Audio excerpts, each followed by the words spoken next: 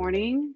My name is Sarah Kremer, and I am in Half Moon Bay. And Erik, you want to give you already started, right, with your location, but just I in didn't say case. my location, but yeah, so I'm Erik Auerbach and I'm in San Francisco, which is about 45 minutes north of Half Moon Bay. Mm-hmm. So this is the little bit of a summary of our workshop. This was in our description. And I do want to say that we are going to be doing two creative activities in this workshop.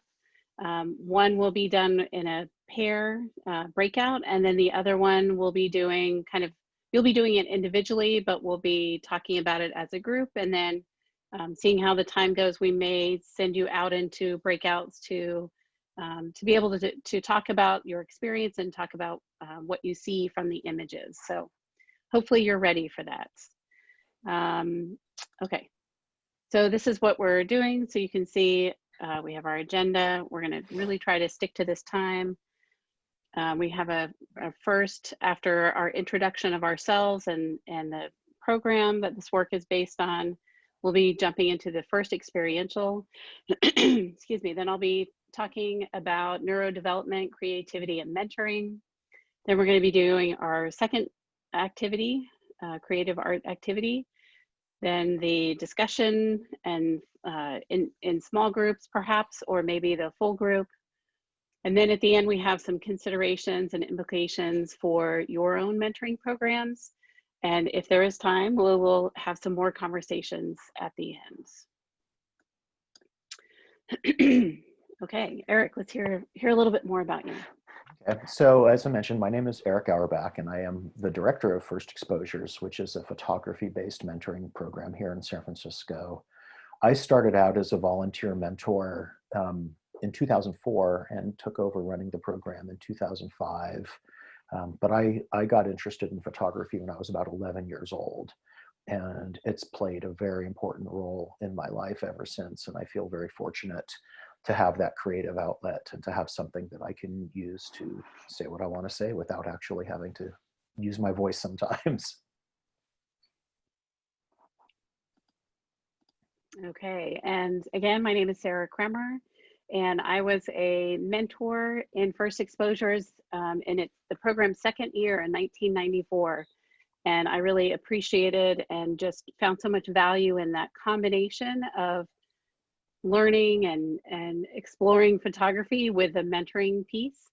And that's really stayed with me. So it also inspired me to go into graduate school.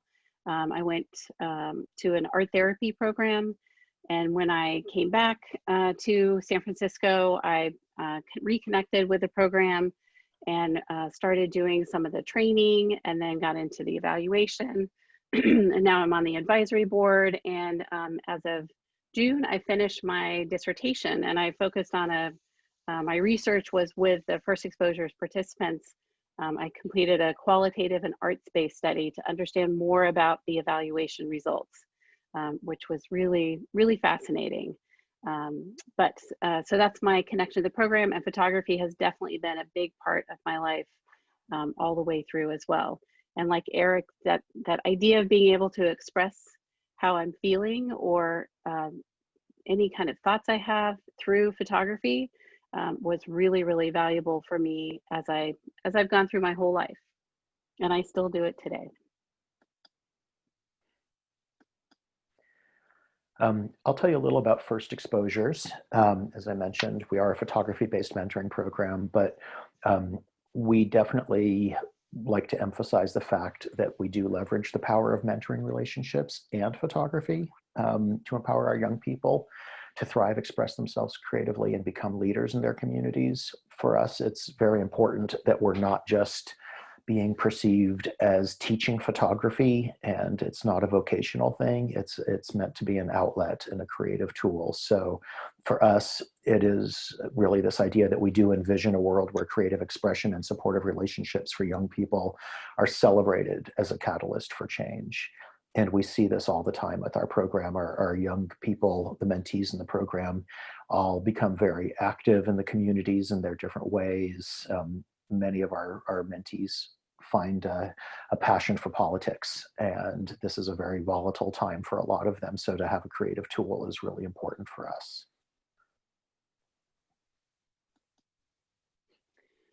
We function in a way where our program is, our academic year program is a one-to-one mentoring program.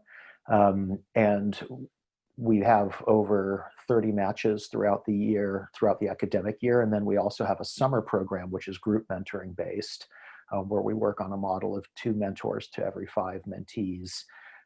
For us, though, the difference is that the program, even though we're one-to-one, we also meet in a group setting in the academic year. So we meet every Saturday in a group setting. This was obviously taken pre-pandemic.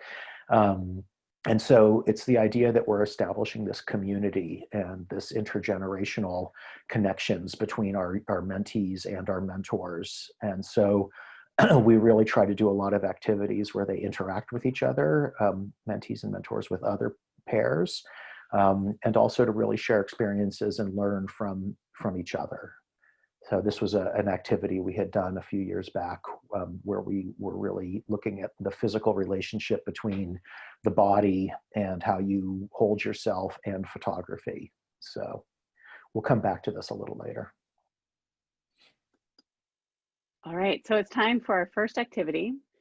So if you can grab a piece of paper and a pen or pencil,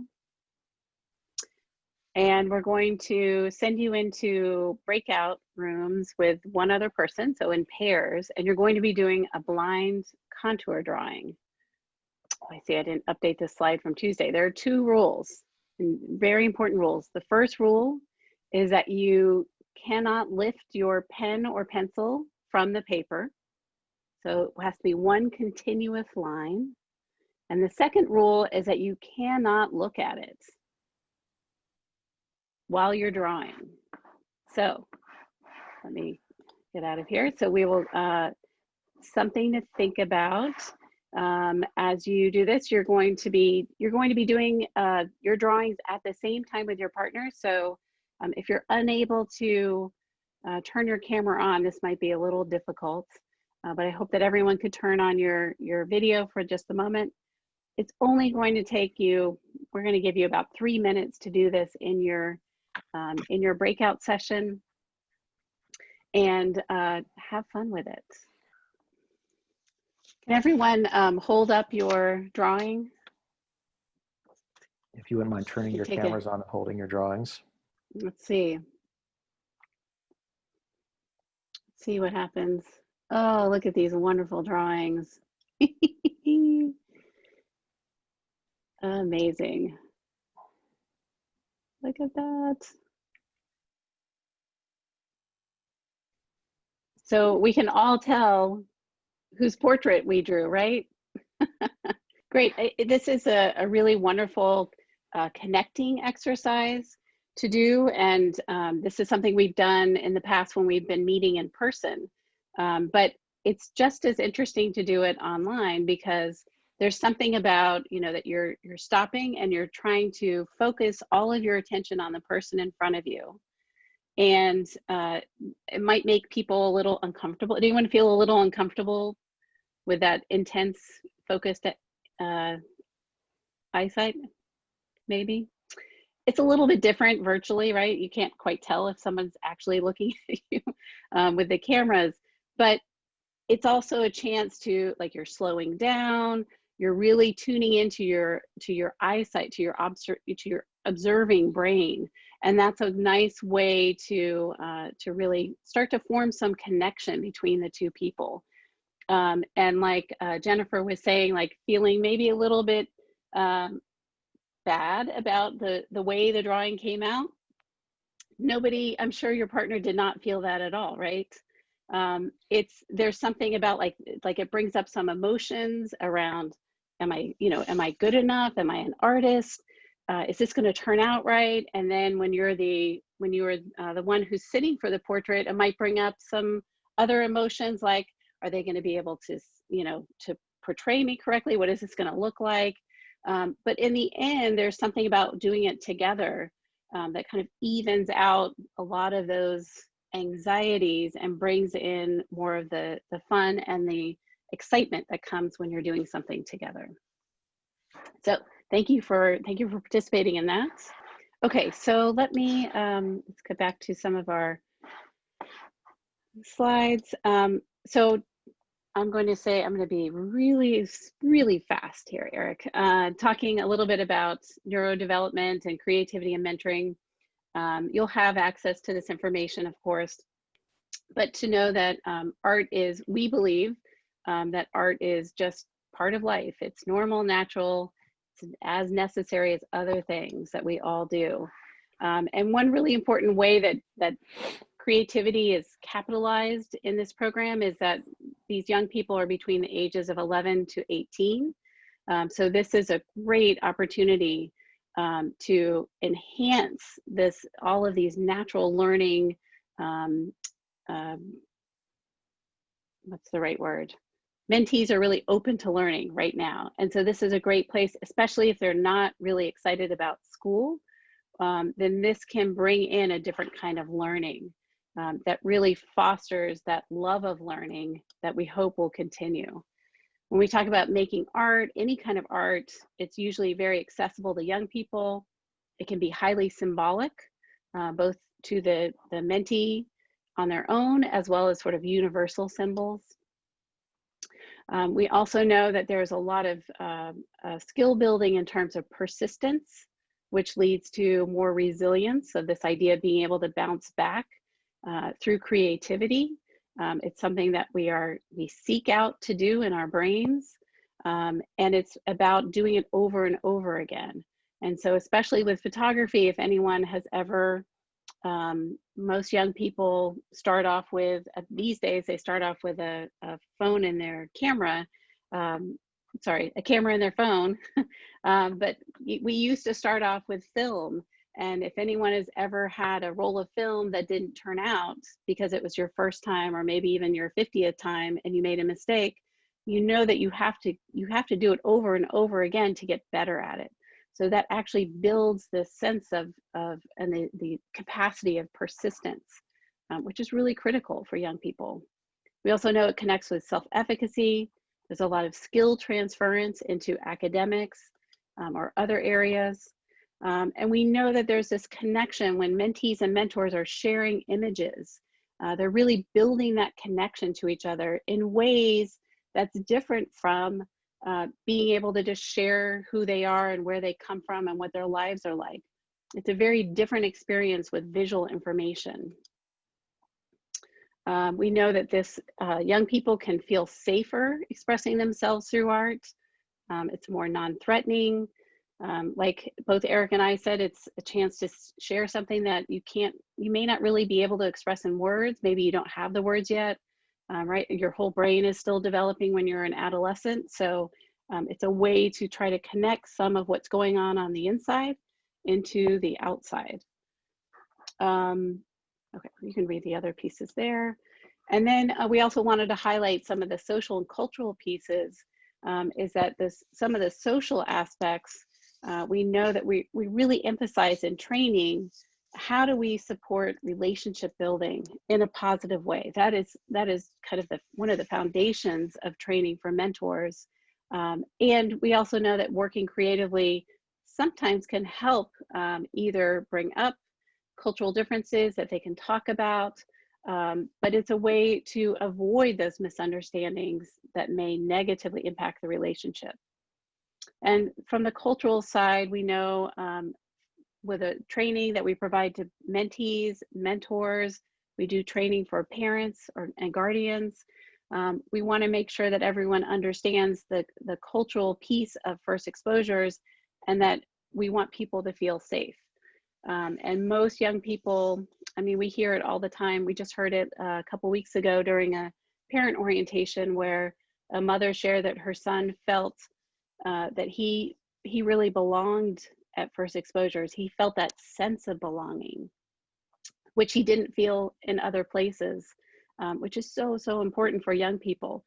So we're helping mentors make sure that they're understanding their own biases, to really examine the cultural piece. You know, in the US, we have a lot of different and very heightened cultural differences right now, and we're using the work of Dr. Tori Wieston-Serdan. Critical mentoring is another foundation for supporting mentors to understand cultural differences too. We know that mentoring and creativity, we're really focusing on the positive emotion. We're training mentors to focus on the positive, and that comes through both in terms of how they connect with their mentor, as well as how they're doing in learning and expressing themselves in photography. We're talking with mentors to really help help mentees look at how are they feeling, because when you're involving creativity and mentoring, there's a lot of really nice neural connections that are connecting creativity as well as problem solving and relationships to others. All right, you can see there's a little bit more here. And all of these photographs are, if it's a mentee photograph, we've attributed to that photographer.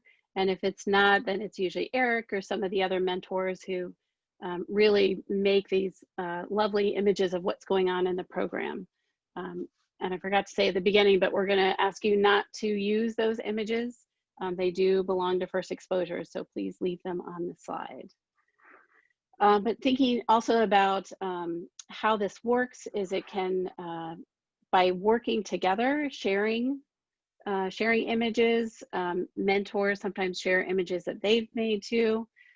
It has this really great potential, I'll say specifically, to activate and mend attachment wounds. And so that's really critical in mentoring when you're asking mentees who may have had disappointing adult relationships in their lives or in their past, trying to connect with a stranger. And so creativity is this kind of middle ground that helps them connect and helps them change the way that they've experienced attachment before. And we think that it's the making and sharing art together that contributes to change here. Okay, that's the fastest I've ever gotten through those slides. Any questions about that? Any of those ideas? Okay, let's go on to we're doing all right with time, I think? I think we're doing okay. Okay. A few minutes Let's behind, but not bad. Not bad. Okay, let's move on to our second activity. So the idea is that we're going to ask you to use your some kind of camera that you have nearby. For most of you, it might be in your phone. It might be through your laptop to do a screenshot of yourself. But we would like to ask you to create a portrait of your younger self. So in just a few moments, I'm going to just walk you through some just really simple movements, just, kind of get you up and stretched out a little bit. And then we're going to ask you to photograph yourself, or you can find another image. It doesn't have to be a direct representation of yourself that represents you as a young person. So you might be thinking about what was important to you, what were your strengths, how did you show your identity, and can you really get lost in your imagination and memory to represent yourself as you knew it? Okay, and then once you make the image, we're going to give you about 5 minutes to do that. This is really quick. So we're not expecting it to be the representation of all of you across all of those ages. It's really hard to think about doing that, but just one little slice of who you were at that time. Then we're going to ask, the next slide will show you, once everyone has their images, we're inviting you to upload your work to a shared Google album, and then we'll all be able to look at the images all at the same time. Totally voluntary. You do not have to do this if you don't want to, but we would like to see what you can do. Okay. So if everyone can just, where you're sitting, just take a nice deep breath. Really focus in on the air coming in your nose or mouth and the air leaving your nose or mouth.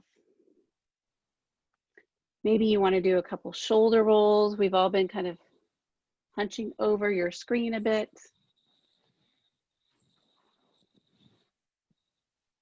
Maybe do a few arm stretches. Move around a little bit, see how your body wants to move today.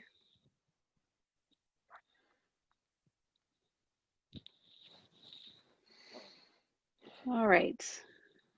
So as you are here, start to imagine, maybe you want to close your eyes and just imagine, pick one, a slice of time between sometime when you were maybe 10, 11, up to 18, 19, and think about something that like a really prominent, maybe it was an activity that you did. It's an important part of your life back then. Or maybe think about some of your strengths, things that you felt like you were really good at during that time, or how you represented yourself. Maybe it was, again, through an activity you did. Maybe you're involved in some kind of sports or arts. And think about how could you represent yourself right this moment that would give a good representation of yourself as a young person. So you're welcome to turn off your cameras, your screens here. If you want to move around a little bit, you don't have to, but come back. We're just going to take a couple minutes to do this, and come back when you've got your portrait made.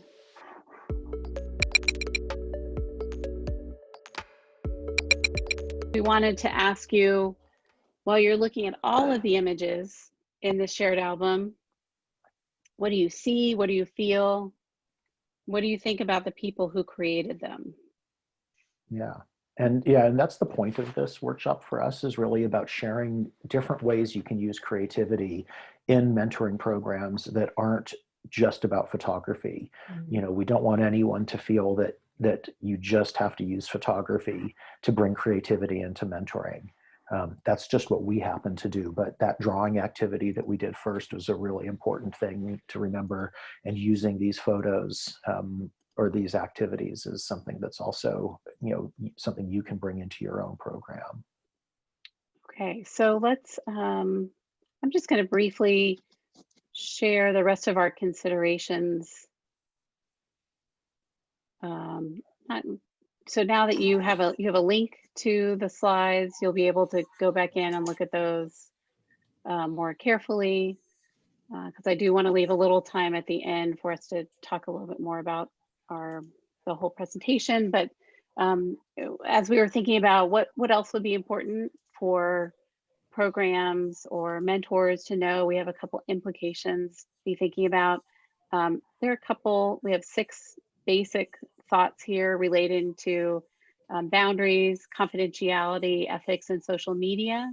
And these are based on an article by Jean Rhodes, Belling, and Renee Spencer, talking about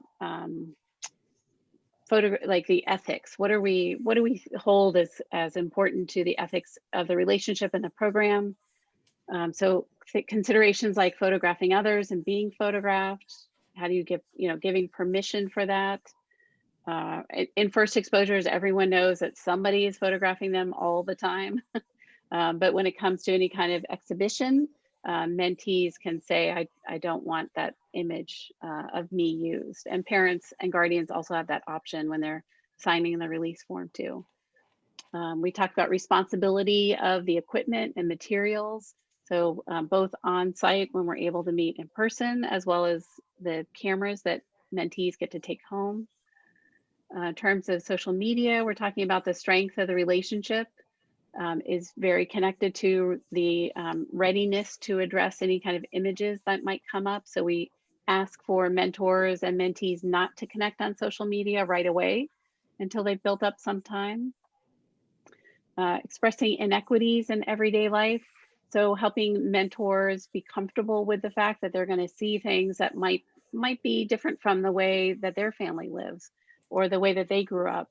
And that's really important for mentees to have that outlet to be able to safely express what their life is like, and that mentors are going to see things that might feel uncomfortable, but that doesn't mean it's not safe. Copyright and ownership issues with first exposures, mentees always have complete ownership and can keep ownership of their images. And then there is an explicit consent to use images of mentors and youth, like I talked about. Whoops. We talk about developmental and instrumental approaches, a way of being flexible, of supporting like this emotionally centered approach versus task oriented. There's a really nice way to float back and forth between those. This is a little bit more information about growth mindset. There's a ton of information online. You can look at it, but really supporting the effort and helping mentees continue and keep going without getting discouraged. There's some slides here. We did a survey of mentors 2 years ago, asking them how do they bring creativity into their mentoring relationship. And some really nice themes came out of the when I did an analysis of the responses. But I'll just read the quotes at the bottom. Creativity is everything. I remember school as being a little boring, and I think FX is a place to think outside of the box and approach things differently. We asked them, how do you think your creativity impacts the mentoring relationship? There's a couple nice answers. Creativity allows you to come up with ideas and create a dialogue about a certain topic with others that they may have never seen in that light. Photographers also love to use beautiful photography connected language too. And then suggestions for another mentor or program. Try to remember what it's like to be young before, when it was easier to get lost in our imagination, to get lost in an idea with their mentee and see where they can end up with it. I love that. And then here's a final quote. Sure. So this is an image of one of our former mentees, and it's a picture of her with a local Bay Area photographer who's pretty well known, named Jim Goldberg. And for Tanashati, she says, you know, for so many youth in a similar position, this program can make all the difference in the trajectory of their lives. I can say with total confidence that my time in first exposures had a direct impact on where I am today. A first-generation college student studying literature at San Francisco State University and preparing for a year abroad and planning for a postgraduate education. All of these were unimaginable goals as a teenager. Since she said this, she did spend her year abroad studying. She ended up deciding to go to graduate school at Trinity University in Dublin and received her master's there in French literature, I believe. And she's since back in the States. And the last time we spoke, she was working, doing development for another nonprofit. And so she has directly attributed all of that and that ability to do it from what happened through the program and just the confidence that she achieved through learning something what you would think was unrelated as photography and have a chance to be a creative. Thank you so much. Yes, thank you all for being here and joining us. Thank you.